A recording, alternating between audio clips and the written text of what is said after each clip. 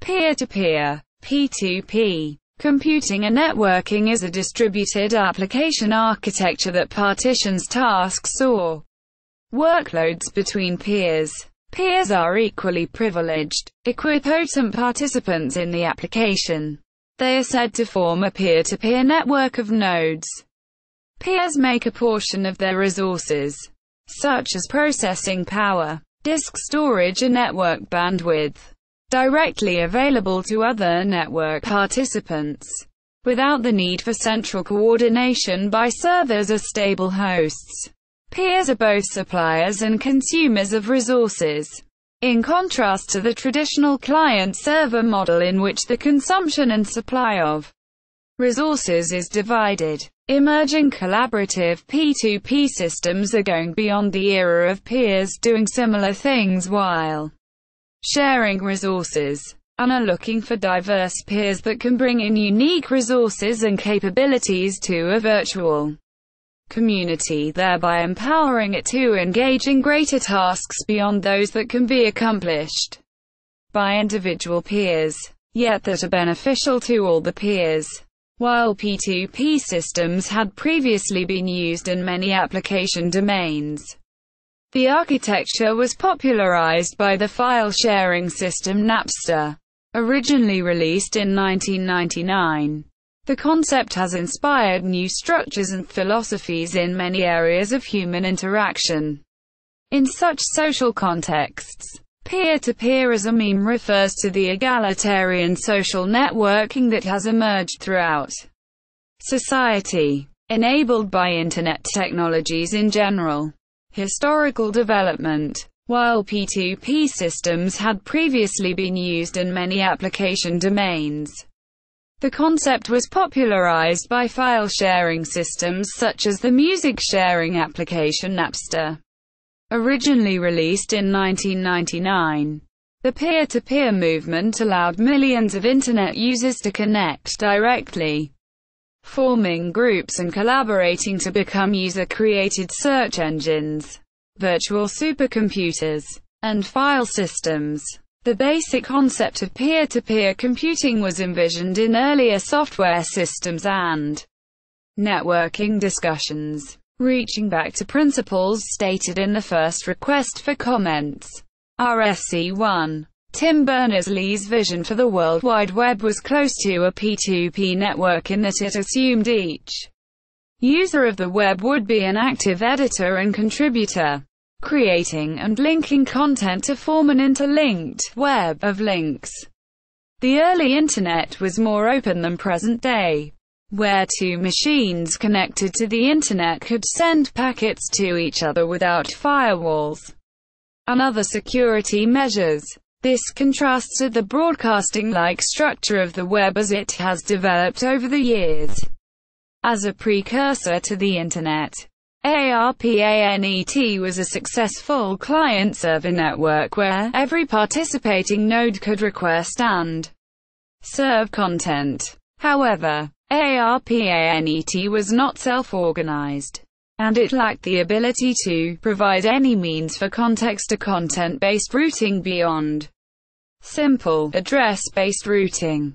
Quote, therefore, a distributed messaging system that is often likened as an early peer-to-peer architecture was established. Usenet. Usenet was developed in 1979 and is a system that enforces a decentralized model of control. The basic model is a client-server model from the user-client perspective that offers a self-organizing approach to newsgroup servers. However, news servers communicate with one another as peers to propagate Usenet news articles over the entire group of network servers.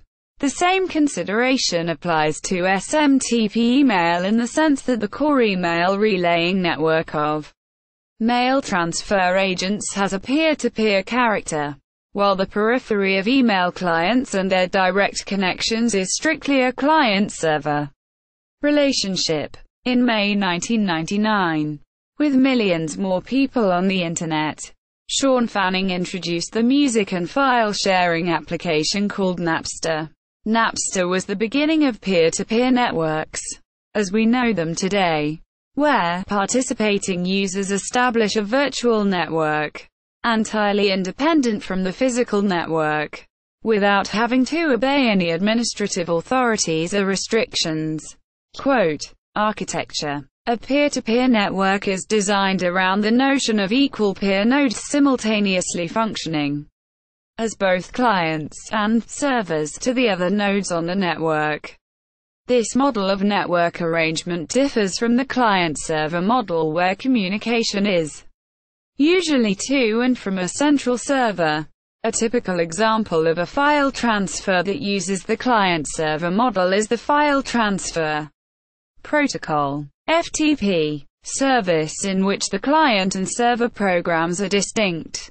The clients initiate the transfer, and the servers satisfy these requests.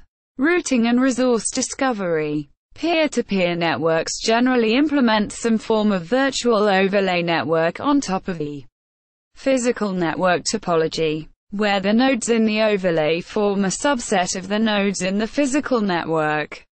Data is still exchanged directly over the underlying TCP/IP network.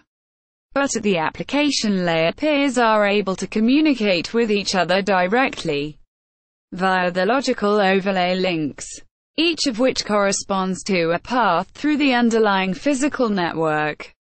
Overlays are used for indexing and peer discovery, and make the P2P system independent from the physical network topology, based on how the nodes are linked to each other within the overlay network, and how resources are indexed and located.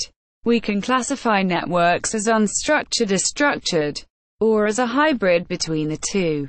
Unstructured networks equals. Unstructured peer-to-peer networks do not impose a particular structure on the overlay network by design, but rather are formed by nodes that randomly form connections to each other. Nutella, Gossip, and Kazaa are examples of unstructured P2P protocols, because there is no structure globally imposed upon them. Unstructured networks are easy to build and allow for localized optimizations to different regions of the overlay. Also, because the role of all peers in the network is the same, unstructured networks are highly robust in the face of high rates of churn. That is, when large numbers of peers are frequently joining and leaving the network. However, the primary limitations of unstructured networks also arise from this lack of structure. In particular, when a peer wants to find a desired piece of data in the network, the search query must be flooded through the network to find as many peers as possible that share the data. Flooding causes a very high amount of signaling traffic in the network, uses more CPU memory by requiring every peer to process all search queries, and does not ensure that search queries will always be resolved. Furthermore, since there is no correlation between a peer and the content managed by it, there is no guarantee that flooding will find a peer that has the desired data. Popular content is likely to be available at several peers, and any peer searching for it is likely to find the same thing. But if a peer is looking for rare data shared by only a few other peers, then it is highly unlikely that search will be successful. Structured networks equals. In structured peer-to-peer networks, the overlay is organized into a specific topology, and the protocol ensures that any node can efficiently search the network for a file, resource, even if the resource is extremely rare. The most common type of structured P2P networks implement a distributed hash table, DHT, in which a variant of consistent hashing is used to assign ownership of each file to a particular peer. This enables peers to search for resources on the network using a hash table. That is, key value pairs are stored in the DHT, and any participating node can efficiently retrieve the value associated with a given key. However, in order to route traffic efficiently through the network, Nodes in a structured overlay must maintain lists of neighbors that satisfy specific criteria. This makes them less robust in networks with a high rate of churn, i.e., with large numbers of nodes frequently joining and leaving the network. More recent evaluation of P2P resource discovery solutions under real workloads have pointed out several issues in DHT-based solutions, such as high cost of advertising, discovering resources, and static and dynamic load imbalance. Notable distributed networks that use DHTs include BitTorrent's distributed tracker, the CAD network, the Storm botnet, YACI, and the Coral content distribution network. Some prominent research projects include the Cord project, Kademlia, Pass Storage Utility, pGrid, a self-organized and emerging overlay network, and CoopNet content distribution system. DHT-based networks have also been widely utilized for accomplishing efficient resource discovery for grid computing systems, as it aids in resource management and scheduling of applications. Hybrid models Hybrid models are a combination of peer-to-peer and client-server models. A common hybrid model is to have a central server that helps peers find each other. Spotify is an example of a hybrid model. There are a variety of hybrid models, all of which make trade-offs between the centralized functionality provided by a structured server-client network and the node equality afforded by the pure peer-to-peer unstructured networks. Currently, hybrid models have better performance than either pure unstructured networks or pure structured networks because certain functions, such as searching, do require a centralized functionality but benefit from the decentralized aggregation of nodes provided by unstructured networks. Security and trust. Peer-to-peer systems pose unique challenges from a computer security perspective. Like any other form of software, P2P applications can contain vulnerabilities. What makes this particularly dangerous for P2P software, however, is that peer-to-peer applications act as servers as well as clients, meaning that they can be more vulnerable to remote exploits. Routing attacks Also, since each node plays a role in routing traffic through the network, malicious users can perform a variety of routing attacks or denial of service attacks.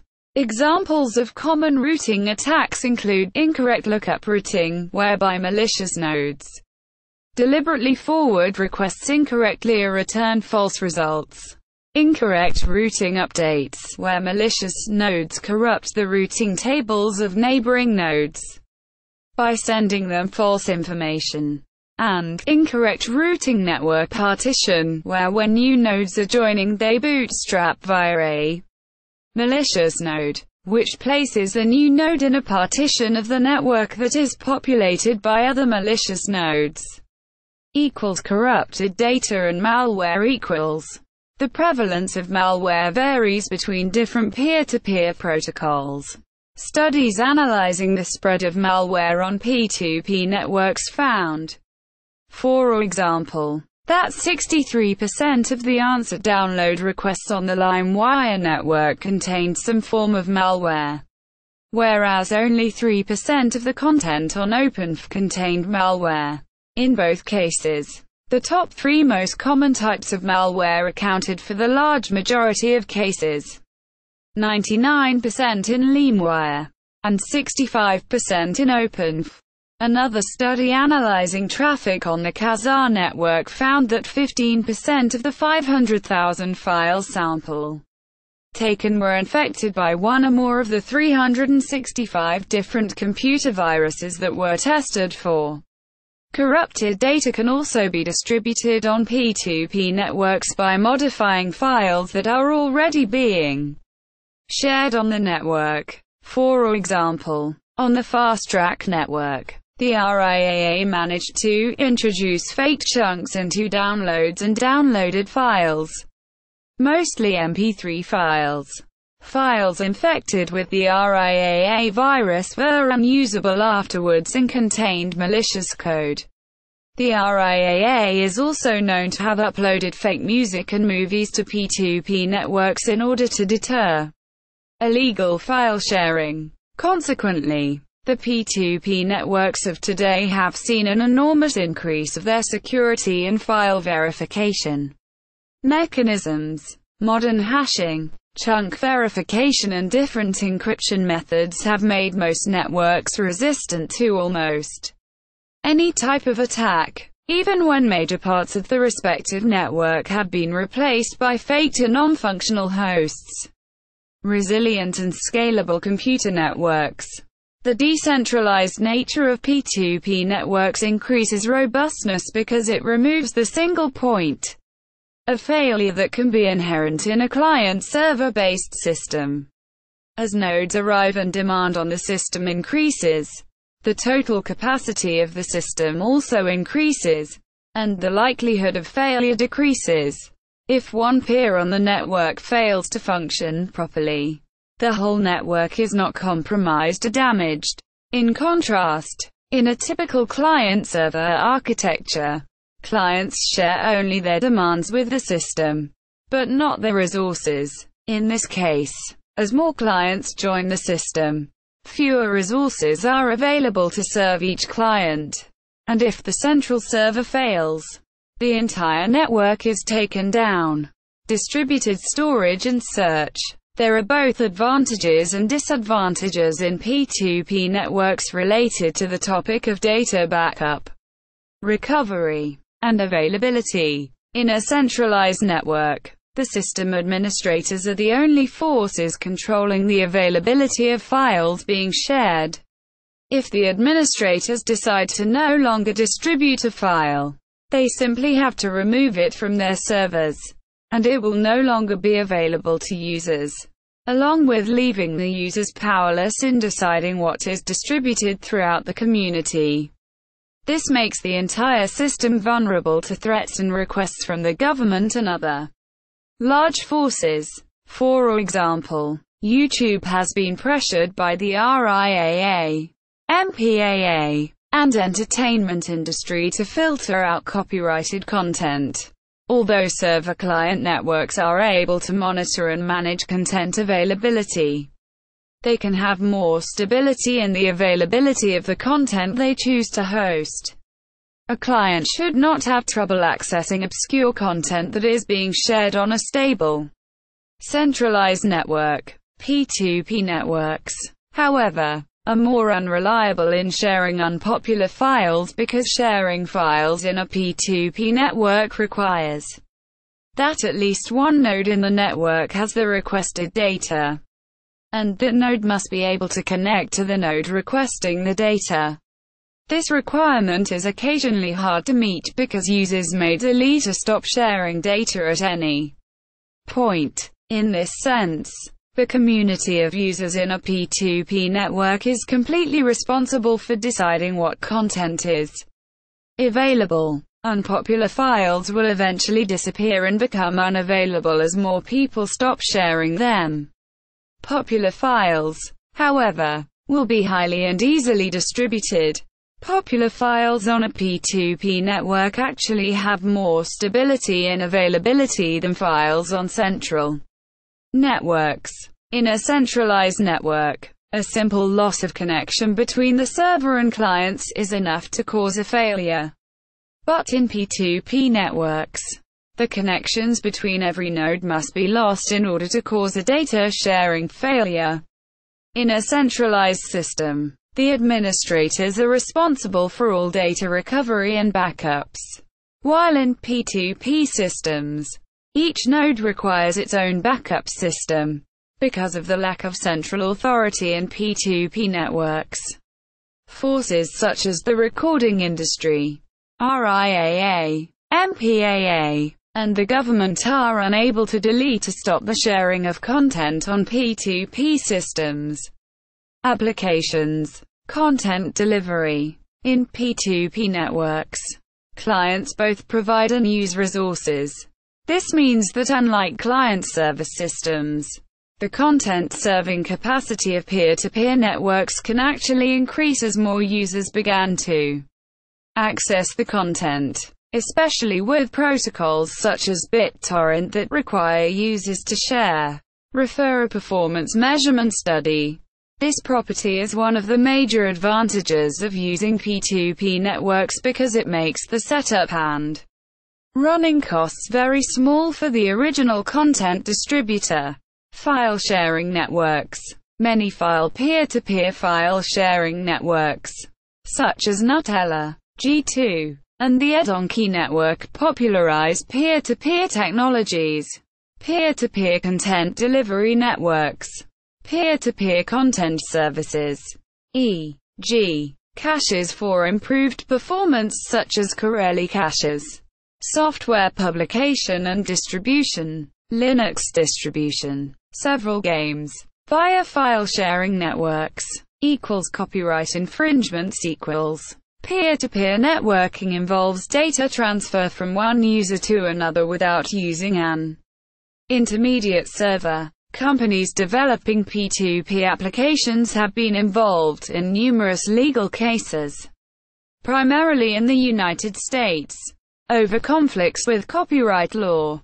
Two major cases are Grokster vs. RIAA and MGM Studios, Inc. v. Grokster, Limited. In the last case, the court unanimously held that defendant peer-to-peer file-sharing companies Grokster and Streamcast could be sued for inducing copyright infringement. Multimedia. The P2P TV and PDTP protocols. Some proprietary multimedia applications, such as Spotify, use a peer-to-peer network along with streaming servers to stream audio and video to their clients. Peercasting for multicasting streams. Pennsylvania State University, MIT and Simon Fraser University are carrying on a project called Lionshare designed for facilitating file sharing among educational institutions globally. Osiris is a program that allows its users to create anonymous and autonomous web portals, distributed via P2P network. Other P2P applications. TradePal and m-commerce applications that power real-time marketplaces. Bitcoin and alternatives such as Ether, NXT and Peercoin are peer-to-peer based digital cryptocurrencies. I2P, an overlay network used to browse the Internet anonymously. Infinite is an unlimited and encrypted peer-to-peer file-sharing application for digital artists. Written in C++. Netsukuku, a wireless community network designed to be independent from the Internet. Dalesa, a peer-to-peer web cache for LANs, based on IP multicasting. Open Garden, connection sharing application that shares Internet access with other devices using Wi-Fi or Bluetooth. Peerspace is a peer-to-peer marketplace for booking space for events, meetings and productions. Research like the Cord Project, the Pass Storage Utility, the P-Grid, and the CoopNet Content Distribution System. JXTA, a peer-to-peer protocol designed for the Java platform. The U.S. Department of Defense is conducting research on P2P networks as part of its modern network warfare strategy. In May 2003, Anthony Tether, then director of DARPA, testified that the United States military uses P2P networks. Social implications. Incentivizing resource sharing and cooperation. Cooperation among a community of participants is key to the continued success of P2P systems aimed at casual human users. These reach their full potential only when large numbers of nodes contribute resources. But in current practice, P2P networks often contain large numbers of users who utilize resources shared by other nodes, but who do not share anything themselves, often referred to as the freeloader problem. Freeloading can have a profound impact on the network and in some cases can cause the community to collapse. In these types of networks, users have natural disincentives to cooperate because cooperation consumes their own resources and may degrade their own performance. Studying the social attributes of P2P networks is challenging due to large populations of turnover, asymmetry of interest and zero-cost identity. A variety of incentive mechanisms have been implemented to encourage or even force nodes to contribute resources. Some researchers have explored the benefits of enabling virtual communities to self-organize and introduce incentives for resource sharing and cooperation, arguing that the social aspect missing from today's P2P systems should be seen both as a goal and a means for self-organized virtual communities to be built and fostered. Ongoing research efforts for designing effective incentive mechanisms in P2P systems, based on principles from game theory, are beginning to take on a more psychological and information processing direction. Privacy and anonymity . Some peer-to-peer networks, e.g., Freenet, place a heavy emphasis on privacy and anonymity. That is, ensuring that the contents of communications are hidden from eavesdroppers, and that the identities, locations of the participants are concealed. Public key cryptography can be used to provide encryption, data validation, authorization, and authentication for data, messages, onion routing and other mixed network protocols, e.g., Tarzan, can be used to provide anonymity. Political implications, intellectual property law and illegal sharing. Although peer-to-peer networks can be used for legitimate purposes, rights holders have targeted peer-to-peer over the involvement with sharing copyrighted material. Peer-to-peer networking involves data transfer from one user to another without using an intermediate server. Companies developing P2P applications have been involved in numerous legal cases, primarily in the United States, primarily over issues surrounding copyright law. Two major cases are Grokster vs. RIAA and MGM Studios, Inc. v. Grokster, Limited. In both of the cases, the file-sharing technology was ruled to be legal as long as the developers had no ability to prevent the sharing of the copyrighted material. To establish criminal liability for the copyright infringement on peer-to-peer systems, the government must prove that the defendant infringed a copyright willingly for the purpose of personal financial gain or commercial advantage. Fair use exceptions allow limited use of copyrighted material to be downloaded without acquiring permission from the rights holders. These documents are usually news reporting or under the lines of research and scholarly work. Controversies have developed over the concern of illegitimate use of peer-to-peer networks regarding public safety and national security. When a file is downloaded through a peer-to-peer network, it is impossible to know who created the file or what users are connected to the network at a given time. Trustworthiness of sources is a potential security threat that can be seen with peer-to-peer systems. A study ordered by the European Union found that illegal downloading may lead to an increase in overall video game sales because newer games charge for extra features or levels.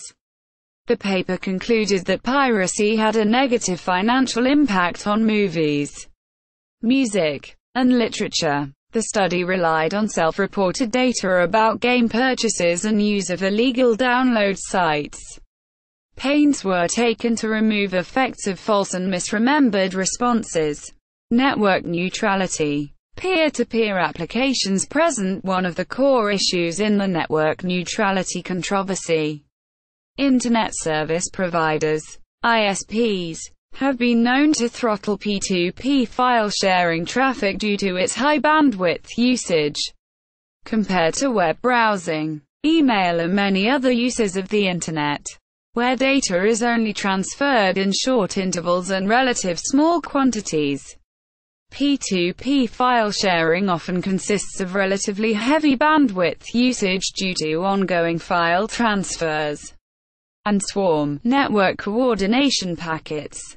In October 2007, Comcast, one of the largest broadband internet providers in the United States, started blocking P2P applications such as BitTorrent.